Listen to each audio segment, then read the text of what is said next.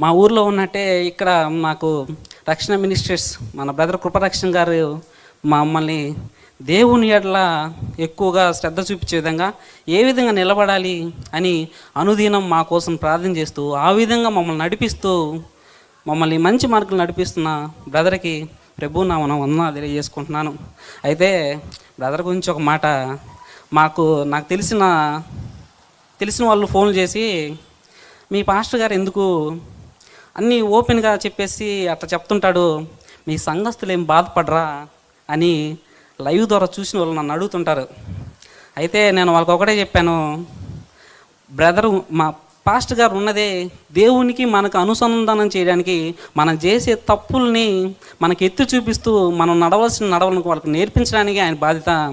వాళ్ళు బాధపడతారు అని ఆయనకు ఆలోచించినట్లయితే అది దేవుణ్ణి ఇబ్బంది పెట్టినట్టయితే, కాబట్టి ఆయన అలా ఆలోచించరు. అందరినీ సరైన మార్గం నడిపించడమే ఆయన బాధ్యతని పిల్లలు యువకుల విషయంలో కూడా చక్కని పరిచయాలు నడిపిస్తూ మంచి మార్గాలు నడిపిస్తున్న బ్రదర్కి సిస్టర్కి ప్రభునామన మీకు వందనాలు. మీరు ఇంకా బలమైన శక్తితో పనిచేయాలని కోరుకుంటున్నాను.